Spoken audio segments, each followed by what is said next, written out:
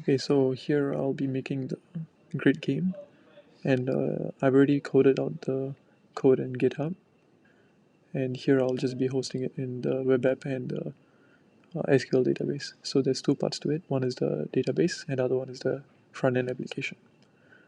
So here I'll be making the database first. To make the database, it's very simple. You'll just go to SQL database, and then here I'll be making a new resource group, as it's a very good practice to have when you're transferring.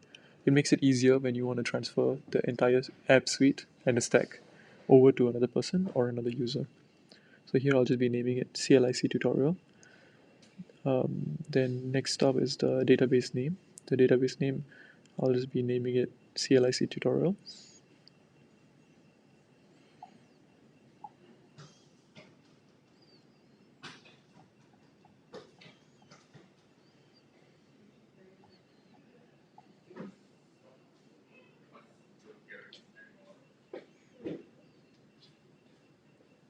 And here I'll be making a new database server, although I didn't have to because I already have a database server. I'm just showing it to you how you would do it if it's a fresh account.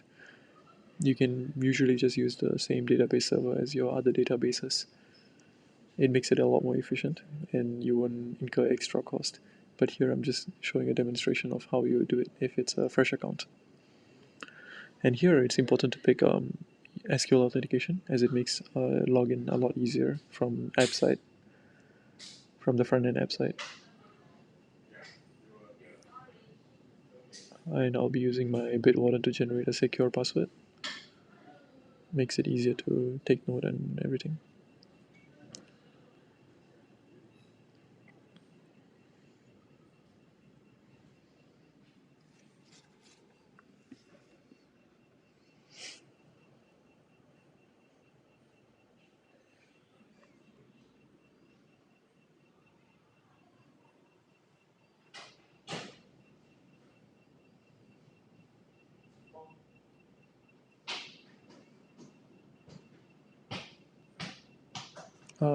You can see that there is a price incurred, but if this is your first database, I don't think there will be any price incurred, as it'll just be a trial account. Since this is my second database server, there will be a price indicated to it.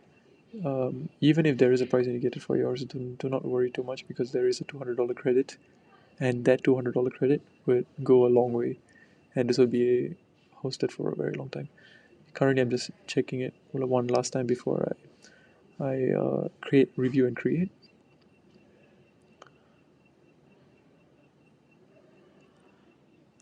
And once everything is good, I'll just be clicking create, and it will start initializing the database.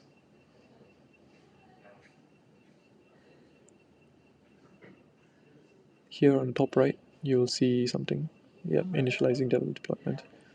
And once that is done, your database server has already been set up. Now you just need to set up the front end app. This will be the next part of the video. And this part is also a lot more complicated, so stay you have to pay attention, I guess. Feel free to review the footage as much as you want. So here, this is the resource group. I'll be reusing the tutorial resource group. And for the application name, I'll just call it CLIC tutorial grid game. For the Node.js version, make sure to use 18, LTS 18. Yep, here I didn't change the region, but it is better to change it to Southeast Asia so that your latency can be reduced. I made a mistake here. Here, usually you'll be able to click enable and then start selecting your repository that you want to create. But here, for some reason, I wasn't able to. But that's fine, because we'll be configuring that later on. So once the review process is done, as you can see, this is free, even though this is like my fourth app that I'm deploying. If I'm not wrong, you can deploy as much as 15 apps before they start asking money from you. Once everything is done, I'll just be clicking create.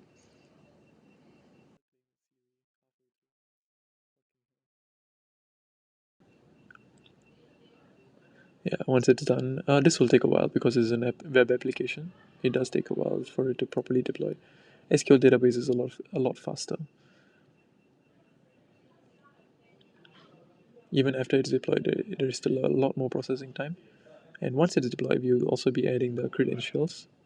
So this part I will run through with you guys. It's pretty smooth, pretty quick.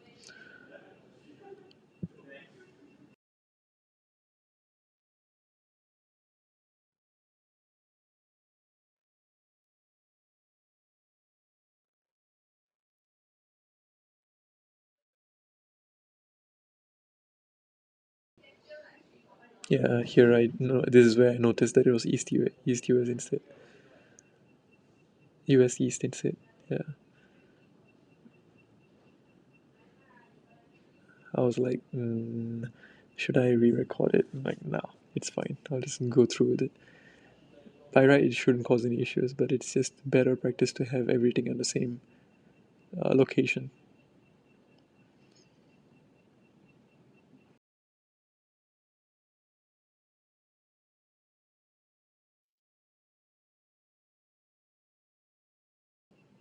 Yep, finally, deployment has been completed. So now I should be able to go into the application.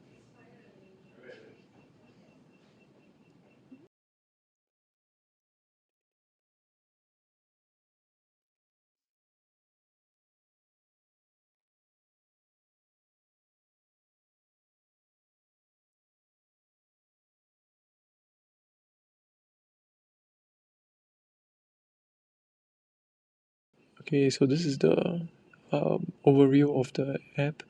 It takes a while for it to load. I cut short the video, as in I cut short I edited out the long waiting period, but it takes a while for all of the details to load. Here I'll be going to the deployment center. This is where I'll be deploying the application. Make sure to have a fork of the KWG project from my GitHub. So here I'll just be selecting GitHub as the source of the deployment, and then below that I'll include the organization repository and the branch that I'll be using. So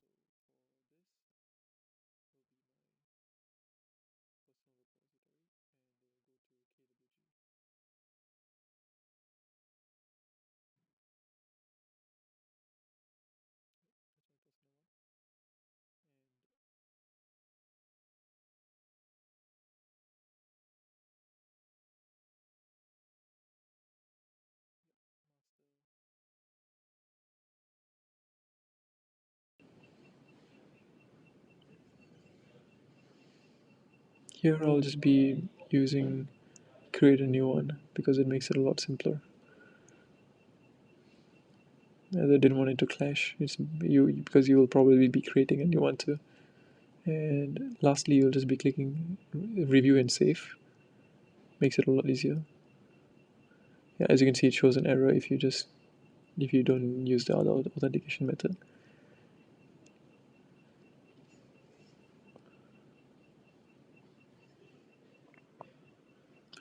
I could have used the other ones that I had, but you guys it'll be easier for you guys to follow if I created a new one. So this is the workflow configuration file. This is how you this is what will get deployed to the GitHub Actions, which will continuously check if there's a new push in the GitHub. When there's a new push, it will automatically update the web application accordingly, which is pretty cool. That's why it's called continuous integration and continuous deployment. Yeah, once it is saved, now we can actually go ahead and modify the environmental variables. Yep, and it says in progress. It'll take like a couple of minutes before it properly deploys and says it's active.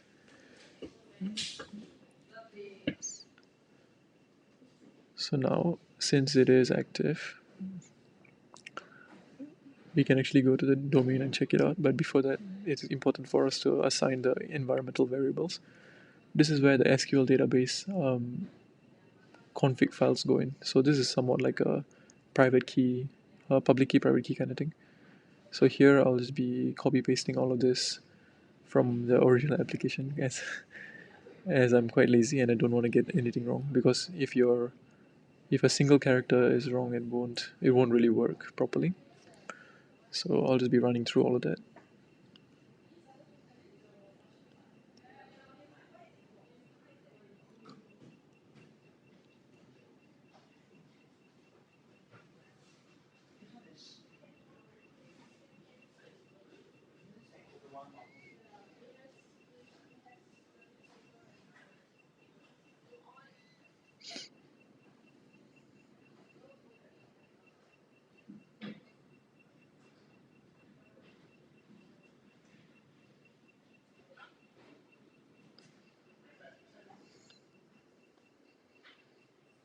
So here I'll be searching for the password. Actually, no, I think there's a username. So since I saved it to my Bitwarden, I can just quickly copy it. So I can just copy the CLIC tutorial admin. That's the DB user. And next one I'll be doing is the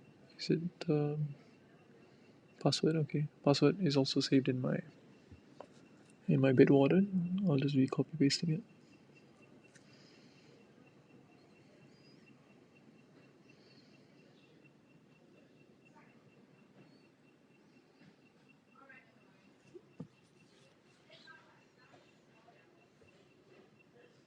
Yeah, lastly it's a server ID. So server is just is the link to the link to the SQL database server. Yes, that one. And once it's all done, you click apply. It will save all of these uh, configurations.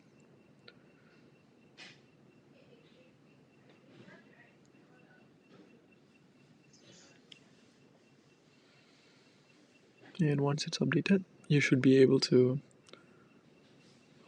open up the window and start.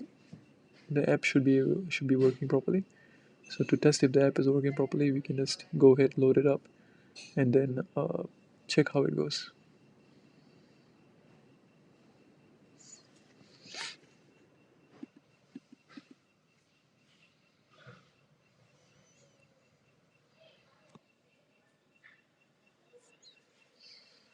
Here I'll be logging into the SQL database so that I can monitor if there's any changes to the SQL database, as the data has to be pushed from the front end application to the database inside SQL.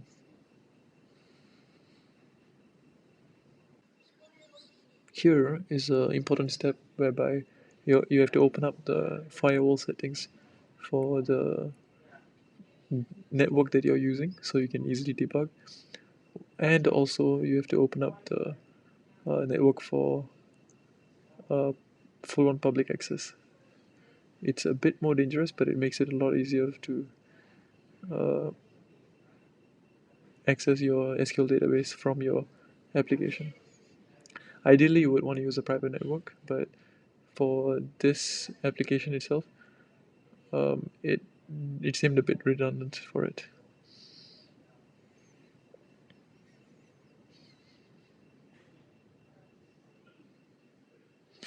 So here, as you can see, that there is nothing in the database, and you would actually have to make the tables for it. So to make the tables for it, you can actually copy paste the code that I have in my GitHub, which will create the tables in the appropriate format that is required.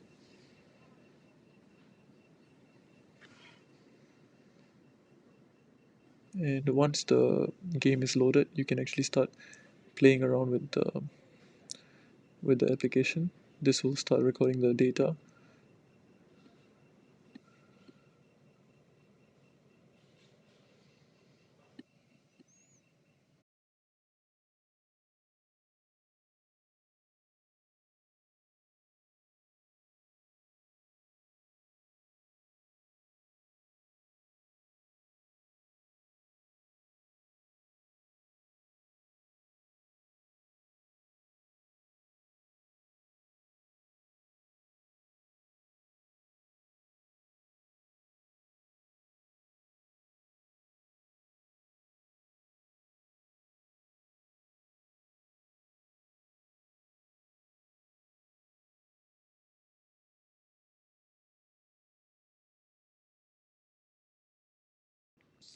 So once we are, as we are closing towards the end of the demonstration of the application, here after we have clicked all of the options, we'll be able to finish, and then we'll just add a little note.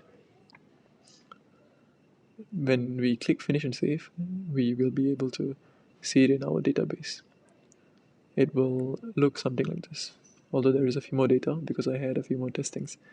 So roughly that's what will happen if once you have done the development of this app. Thank you. And here I'm showing how the rough and the smooth setting can be changed just from the URL. So to check, you can actually use inspect element and then go to the console to see which option is actually getting shown. Yes. With that, I end the video. Thank you.